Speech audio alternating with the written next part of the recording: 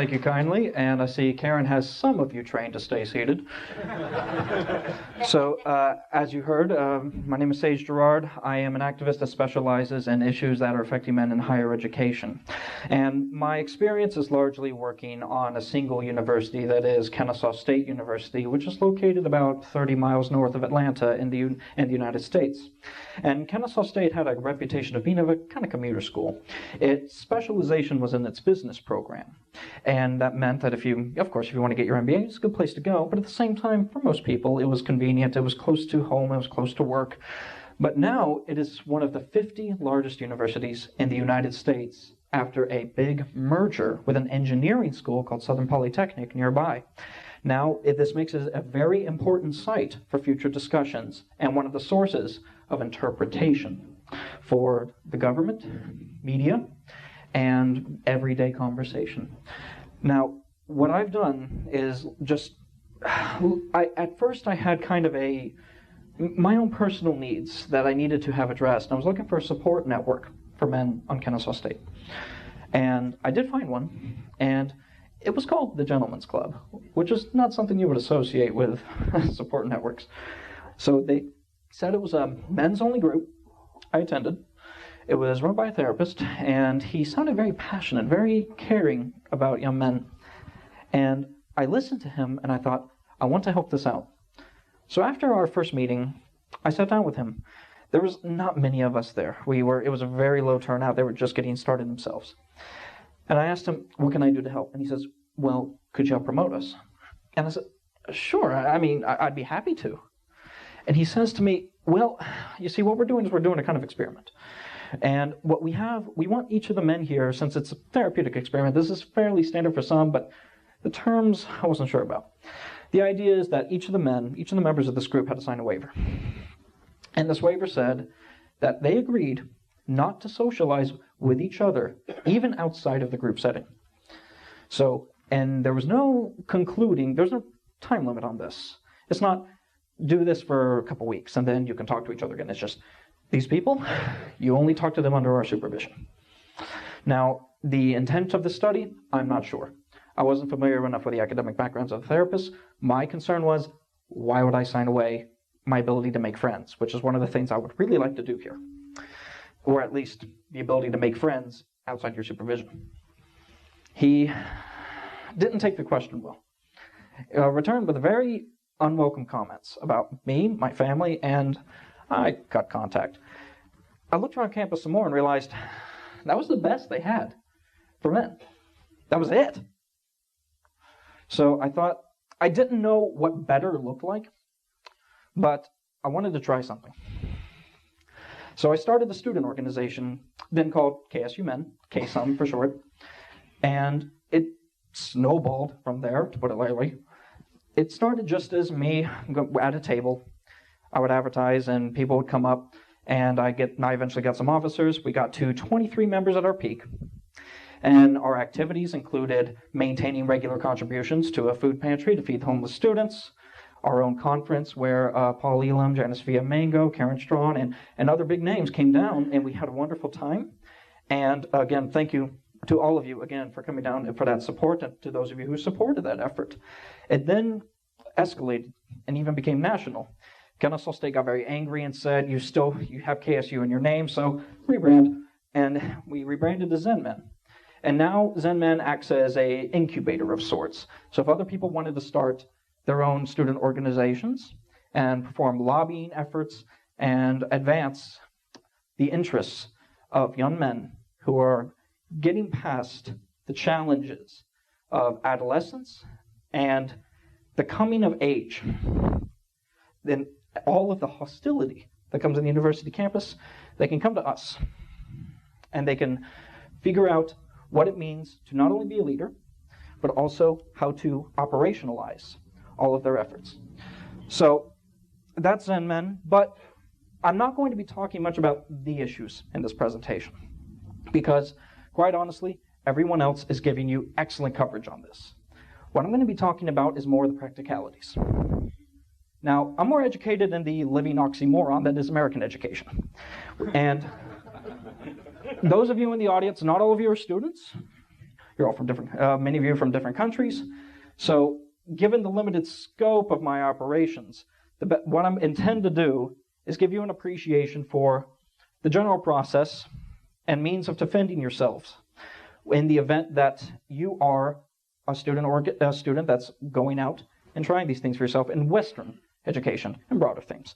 But at the same time, if you're not a student, I want you to gain an appreciation of the kind of work, and if you're out doing your own things and you happen to be in an environment that is in some ways so similar to the formalities that universities impose on you, this presentation may help you too. So I want you to project yourself into that situation. You are a new, just brand new student. You're on campus, and you're thinking, where can I go from here, and what can I do if I wanted to make a difference in my community? And this is one of those things that's very challenging for people, because if you're brand new, like I was, you don't know what you don't know.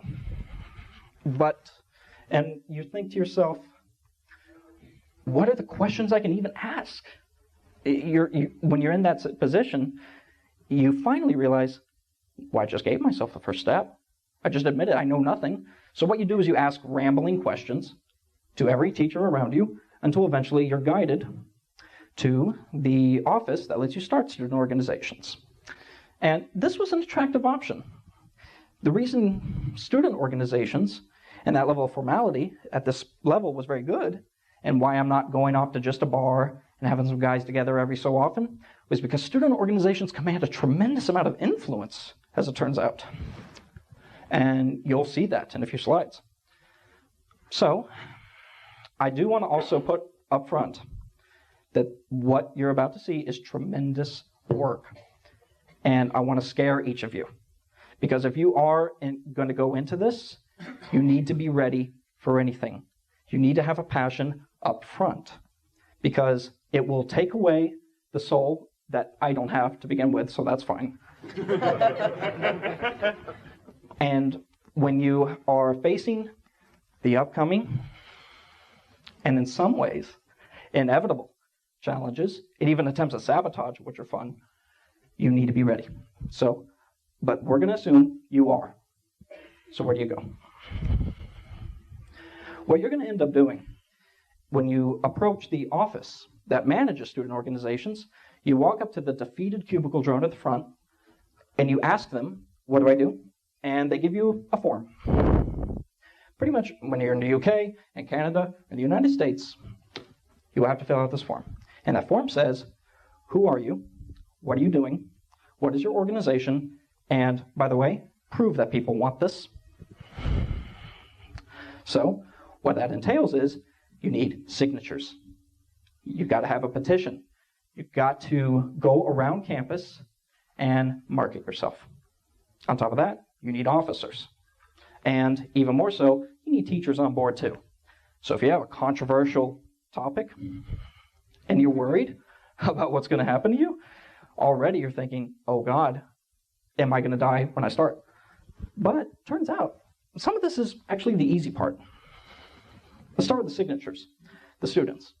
This is really easy because you can actually present yourself with something totally uncontroversial at the opening to get signatures quickly. So if you were to come up and say, hi, I want to assist young men who are suicidal or thinking about suicide and connecting them to a national hotline.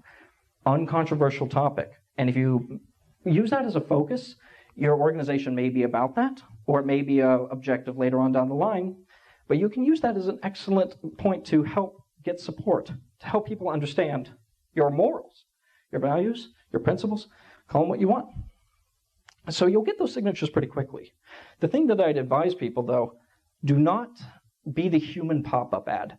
That is, you go out, you get a flyer or something to advertise and get people to sign your stuff, and you just walk around campus, and you just hand it to people and say, hey, well, basically, throw this away for me. No one, of course, no disrespect to those who want to advertise their services and pass out flyers to spread information. It's just a question of these students are busy. They're all over the place. They have classes, and if you give them something, you're basically saying, here's another thing. They don't want another thing. In fact, they would like to think you're offering something that takes away stress. And that's how you sell yourself. What I've done to gain signatures is I would go to class as normal.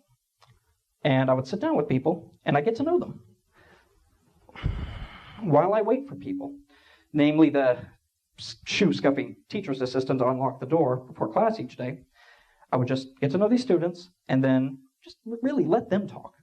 I would ask them what their position on gender issues were, naturally lead to that part of the conversation. Don't just bring it up, because that seems weird. Again, human pop-up. But what you end up doing is you get them thinking about it, you get them passionate about it, and then you offer the uncontroversial opinion, uncontroversial position, you get a signature. So, once you have the signatures, then it's time for officers. This is a little harder. Now you need dedicated volunteers to start the organization with you. Now, in some parts, in some ways, the university is a little concerned, right? They don't want you to just start an organization yourself, because that still doesn't illustrate enough demand. The officers are there to show that this is more of a community project. So what you do is, when you make yourself visible, what I did is, again, 6-foot table, banner Velcro to the front, right here. People would just come up, and we would just chat about whatever. It doesn't have to be about gender issues. Just make it fun conversation, and people will enjoy themselves.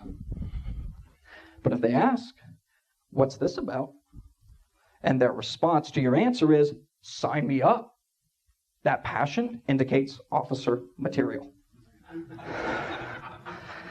The thing is, if you make yourself visible, the leaders will reciprocate by announcing themselves as well. And this is the waiting game.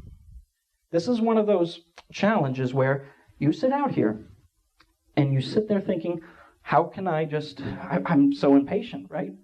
You wait for officers, you wait for just people to come in and just do things for you. And it will happen, but you have to wait a while. I did this, there was high pressure too. KSU in particular had a limit. 3, you get to do this tabling thing when you're not a student organization, 3 times. If you don't get anybody, the officers in those 3 times, obviously there's not enough demand, you're cut off from that marketing option. Now, but let's say you are in that bad position. No one's volunteering. Or they come up and say, I like what you're doing, but I just can't do it, for I'm scared, or I have too much work, or some other just thing that it could be an excuse or a valid reason, right? At that point, you can use what I call the minimum effort argument. It's a kind of a sales close. You know, schools, they open up like anime clubs, movie clubs, where people literally just sit on couches. Their treasurer, line items are popcorn and sodas. Universities are only concerned about the structure indicating community interest. But when it comes to day-to-day operations, they don't care. They don't care what you're doing, really. They're concerned about the movement of money. They're concerned about the benefit it brings to the community, and that's about it.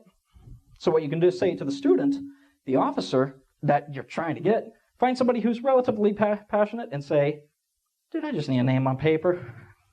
And if you're really desperate, you can bribe them with lunch. But I've never had to do that. But the thing is, it's actually pretty easy to tell somebody that it's okay. You don't have to be under a lot of pressure. We're just a bunch of guys, and we just want to get this thing kind of rolling. And people are actually pretty receptive to that. They'll sign up, and they'll help you. And I actually put my clicker aside here. So now you have your officers. Now you need what's called a faculty sponsor or an advisor. Some schools use those terms synonymously, but others, they have solid distinctions. At KSU, they were synonymous.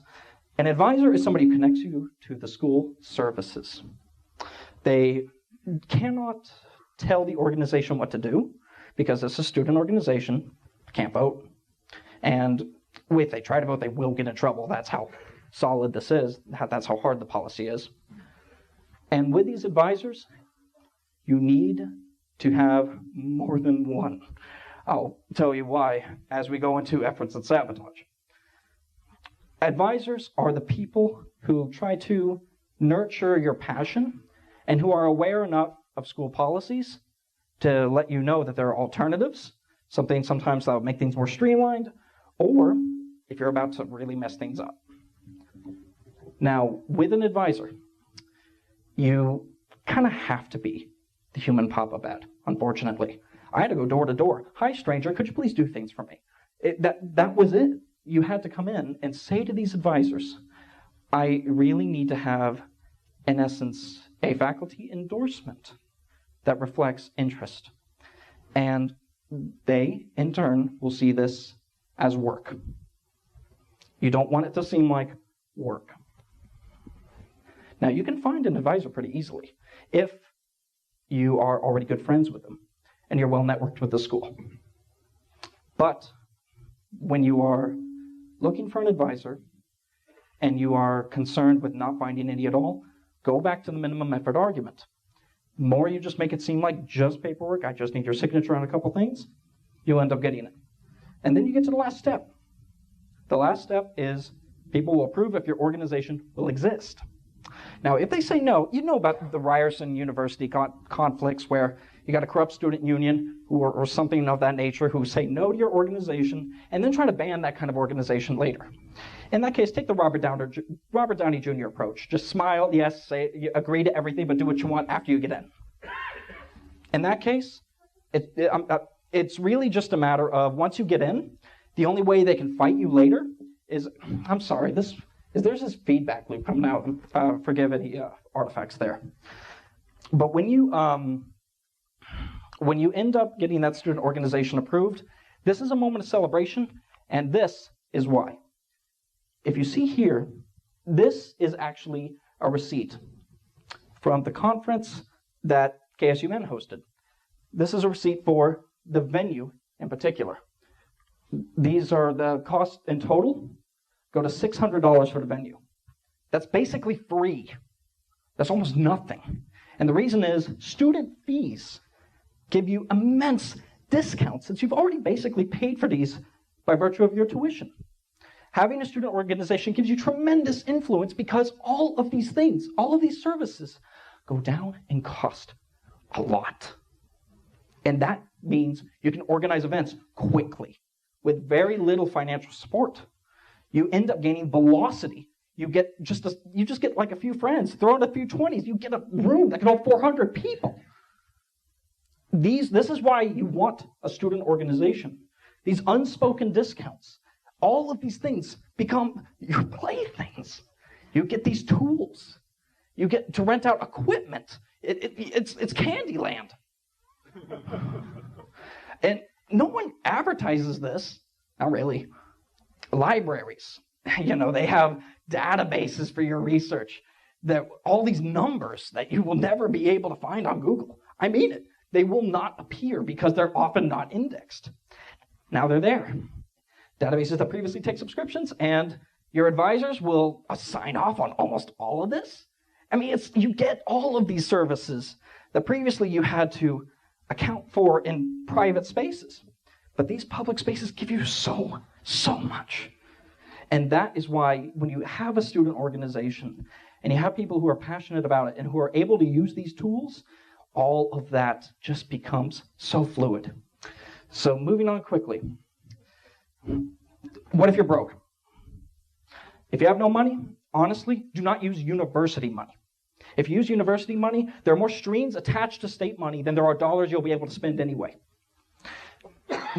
KSUN only got like $400. $400 a year. Great, thanks.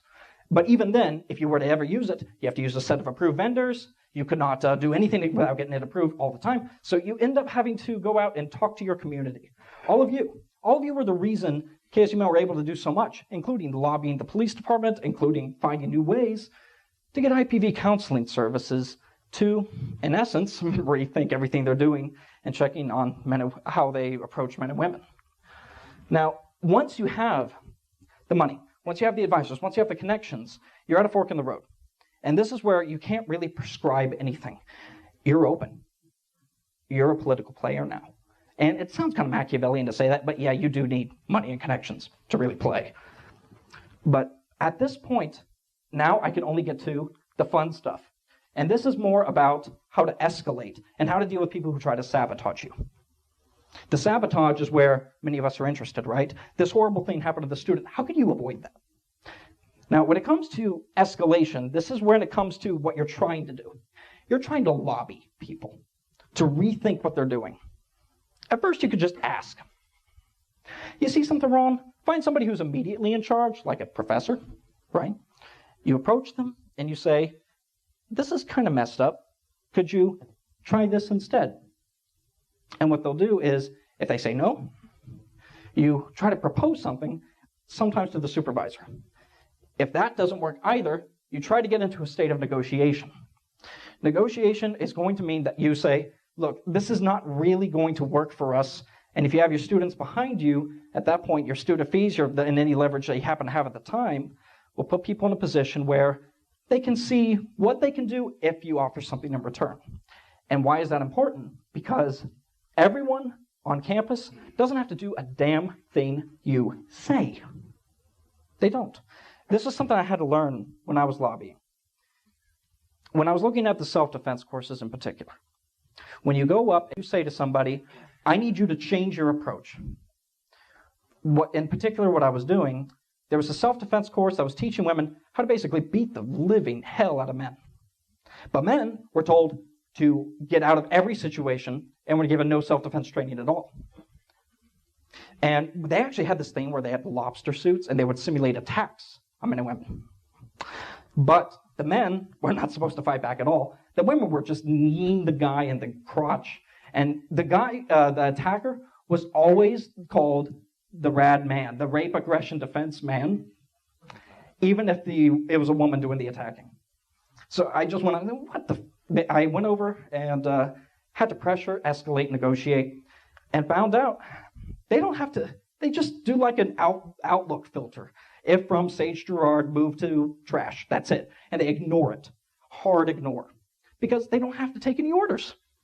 They don't have to take, even if the complaint they're getting is right, they don't have to do anything. And that's extremely important because it means leverage. You need leverage. And leverage means you can pressure. And as you get to that point where you can pressure, that may open up negotiation. You want to stay as low on this process as possible. You only go up when you need to and try to go back down when you can. So, sabotage. What happens if somebody says, you're a rapist, you're part of the KKK, oh my God, I hate you so much, and they end up spreading rumors about you. And I was the subject of 3 different false claims. And they all were trying to say I was going to silence and destroy all women, basically. Now, one of the things you need is active defense. And that means a recording device. This is mine. It's also pictured on screen. It's about 2 layers to it. The outer layer, backpack strap. You can put it right here on a backpack. It's always accessible. Inner strap you can use to kind of fold in, stick the microphone end out. So you can always keep it here, recording and sticking out like that. So you can just walk around and it's active and it's a little discreet. And also, this thing is your buddy. It will get you out of some very tight jams. And one thing I can tell you, that recorder has seen some crap, right? It even captured the events of Calgary Expo Gate, and that recorder in particular. And it's got lots of basically things that if it didn't capture it, people would be in serious trouble. So that is an active form of protection. But people say always be recording, but it's more always be recording when it's legal. Check your recording laws, and every school has an attorney. Talk to the attorney. It's free, and whenever you go up to them, they'll make sure that you know the rules. Now, here, you're going to be dealing also with gossip, with a false accusation. KSU Men in particular dealt with attempts to disarm the organization by the advisor itself being scared away. The advisors were contacted and told, Sage Gerard in particular is an evil man, and that's fine, but it ends up scaring them off. They don't want to be a part of it anymore, which puts the organization at risk of freezing. In order to protect yourself from this, you need to be well networked. This is a more passive form of protection. The passive protection means you go out and you get to know the police yourself beforehand first, right? When they first hear your name, you want them to have a good impression of you, of who you are. If they see you as a good person first, this aids you in future attempts to hurt your character. And this brings me close to the conclusion of my presentation. What I've been telling you is a general outline of what it looks like to start a student organization, why you want to do it. You want to do it because you get an immense amount of leverage quickly. You're in command implicitly of a lot of money quickly because of severe discounts that lets you do large-scale movements and events for very little money. When you are attempting to protect yourself, the recording device is, of course, an active form of protection. Making sure you're well networked is a passive form of protection. And the ways that you would, in turn, try to maintain this effort is a matter of always trying to keep in good spirits, keep a casual way of staying in protection, of staying in a sense of camaraderie with other young men on campus. And in turn, you end up creating a real chance for change. Everyone on campus is really willing to help you. And you end up creating this amazing thing where you are able to approach deans, associate deans, assistant deans, and the dean of students himself, and they will actually listen to you. They will change their programs, and they will even stand up for you in the event that they see somebody is actively trying to sabotage your work. So with that, I want each of you to understand that other students may be thinking about starting their own student organizations one day, and you need to support them. University is where students come of age. This is where you are meant to start adulthood. And as it stands right now, adulthood is threatened. We have weaponized the tattletale. We have taken the means of getting somebody in trouble and made it easy. And now people have to try to survive that while being encouraged implicitly to buy into ideologies that tell them getting people into trouble like this is okay. And that young men are especially at risk.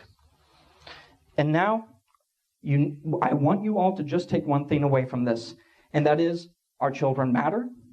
They are going to be speaking up for themselves more and more, and it's really time to offer them every ounce of support that we have to institutionalize their voice in a university campus. Thank you.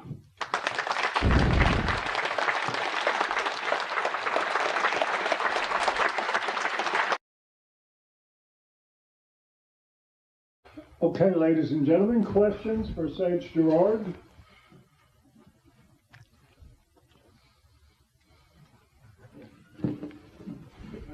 Well, I don't need the microphone. It's not so much a question as a suggestion. Universities in the U.S., I can't speak for England, have policies where students cannot be drunk. They also have policies where you cannot record interactions. Now, I'm curious why you don't take this approach now. If there is an accusation, the policy about being drunk is suspended so the person can go through with the accusation. But yet, when you are defending yourself against an accusation, why do they not suspend the policy on having recorded the evidence? So to me, that is a prime Title IX discrimination issue, because they are allowing a suspension of a policy for an accusation, but not allowing a suspension of a policy for a defense. Absolutely.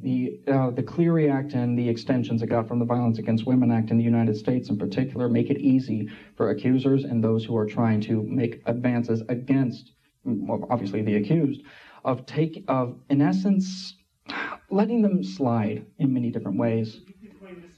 You could, of course, claim the same thing, but I'm going to try to take on both of the things you were talking about, one with recording and the other about drunken interactions. In these instances, if you were to end up having somebody make that chess move against you, so to speak, in the middle of the interaction, you're in a very bad position if you're a young man, and there's not really much way out of it. And what you would want to do is, honestly, avoidance.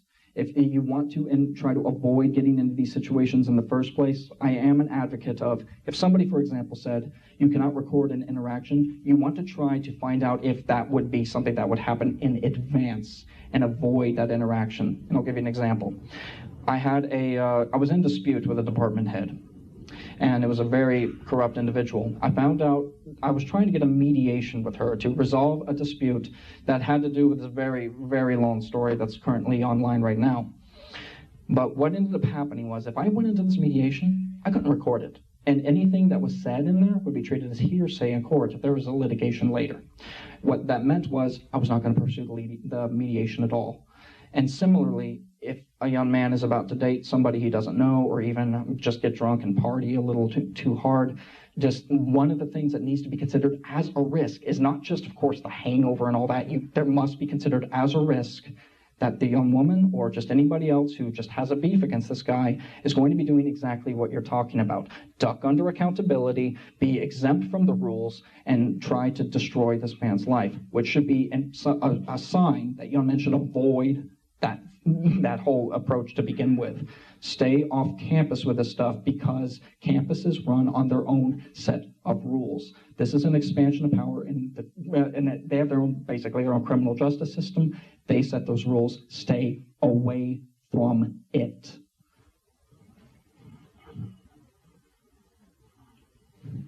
Anyone else?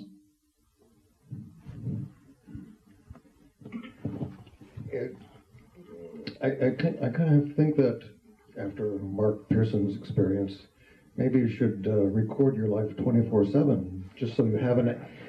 I mean, it doesn't matter if you're on campus or not. You can be accused whether you've ever or not interacted with anybody. So you might need the alibi. If you're alone at home eating popcorn, you have no alibi unless you have 24/7 surveillance. One of the things I'll definitely, it's tempting to have yourself under 24/7 surveillance. Now at home, of course, you can have your own CCTV operation up if you wanted to, right? But another example I can give you is, say there was this really insane individual I ended up debating during my time at Kennesaw State University named Brian Klein. Brian Klein had a criminal record. He was out to, in essence, perform character assassinations, do whatever he needed to do, involve the police if it meant harming the organization and harming efforts to help men and boys. He had this he was just a very dangerous individual, and when I went out and I met him to negotiate debate terms, I got in the car with him. He wanted me to come help him move stuff out of his wife's house, and he was very threatening, so I recorded, obviously. I turned on the recorder, I got in the car. Now, in Georgia, where I'm from, we have a law that says you can only record on somebody's private property without their consent if you are doing so for the purposes of aiding a criminal investigation or crime prevention. And that was the clause I was operating under when I turned on that recorder. The idea being, I think I'm at risk here because of his criminal record, assault, larceny, and the way he treats people and what I've heard about him. I got to be monitoring this guy. Now, by the time I got out, there was nothing on that recording that I was okay. But what that meant was that this recording, it was on private property and it was not with his consent, which means I can't distribute that. Even if there was something that happened later, I can't be using anything like that. And that's against the law. So what it means is, if you're going to be taking the stance that you are going to be good for following the rules and making sure everybody's following the same rules, you have to be careful of those exceptions and what the law says in your jurisdiction. Because if you end up trying to use recordings that are against the law or obtained illegally, it might end up getting dismissed. So what point was it? What point? Why even bother recording it in the first place? It never helped you. And all it would do is it will make people on the ground, yeah, they maybe support you more, but the courts won't see it that way. So you can record 24/7, but that doesn't mean 24/7. All that 24/7 footage will be all used at once. It won't be all considered. Hello. So basically, most of us here, I think, are beyond university going age. So the question was about, if you are sort of working and your uni days are gone, basically. What is it? Is it okay in most institutions to get involved in that, and how is it for bringing other people, I guess, as members who aren't? Because like I know in Bristol, I think you have to pay a money to join the student union if you're, beyond university age.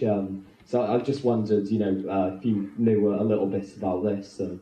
I think I need a little more clarification on your question. So if somebody leaves the university and they want to participate in a university organization after the fact? Starting a society if you're not Sure. part of the uni, bringing people in who aren't part of the uni as well, and sort of building it from there. Yeah. Student organizations are often, one thing, if you're alumni already gives you access. If you can go to alumni associations and get in correspondence with either fraternities or other student organizations as a means of being a part of their events. You can be a guest to all of these things without much resistance from the school.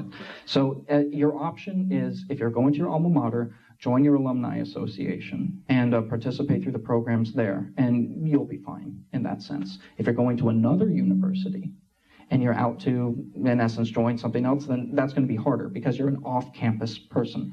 Now, if you want to, of course, you can find ways of getting in contact with any of these student organizations on Facebook, which is, unmoderated by the school, and then you can suggest meeting up with them off-campus, and then at that point, perform whatever operations or just have fun, as it were.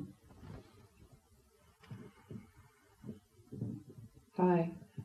Do you have any connections with any organisations in UK universities?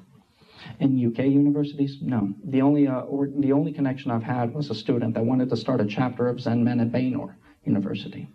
But no, there are no formal affiliation with other organizations outside of that. Okay. Do you want to? Yes, absolutely. Okay.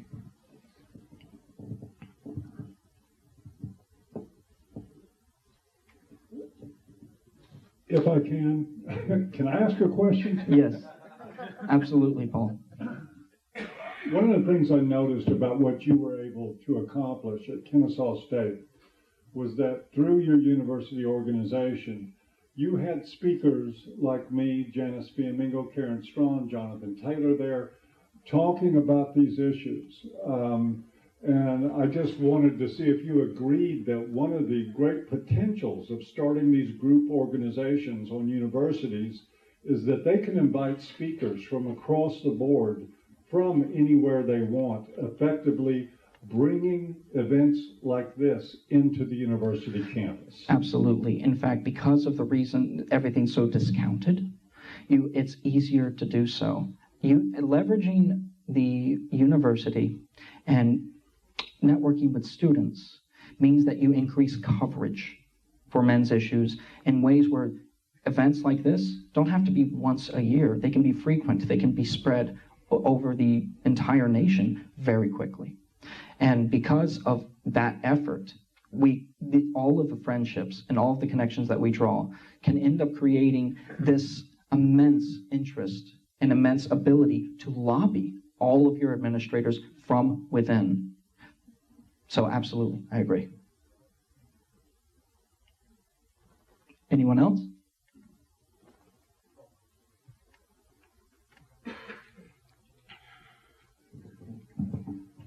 What about the awareness in general of men's issues among young people? As in, how aware are they? Yeah. Okay. I found that when asked, they demonstrate a level of awareness that's really largely sentimental. The people who are already educated about the issues that we know of are certainly rare. And when it came to KSU in particular, they serve over 35,000 students. And we got, again, to 23 active members. So that's a very small proportion. Now, when other people are exposed, they would agree with many of the things that are said here, but it's largely fear that kind of puts them back into the shadows. So if you get this perception that people are not really educated, or if they're not out there, they're there. There's actually a lot of people who are supporters, but there is a culture of fear, and there is that culture that kind of keeps people just lurking, just below. So I think that when it came to the educated, small proportion, when it comes to the people who will be educated, who want to understand, very large, silent majority kind of situation in that case.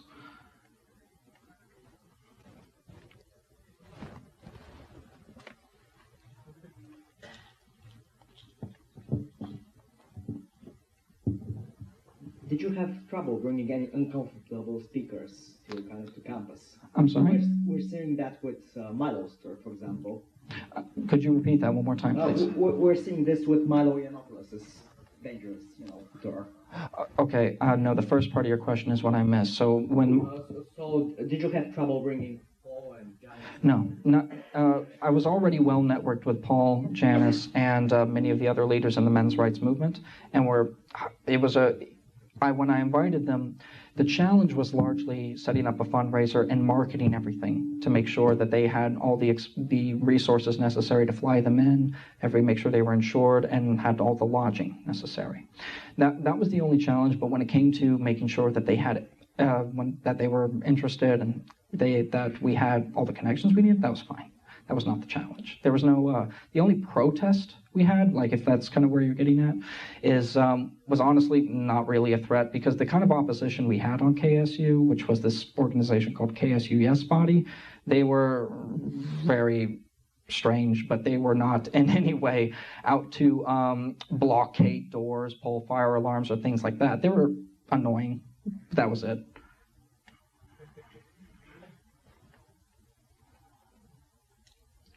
Ladies and gentlemen, Sage Gerard.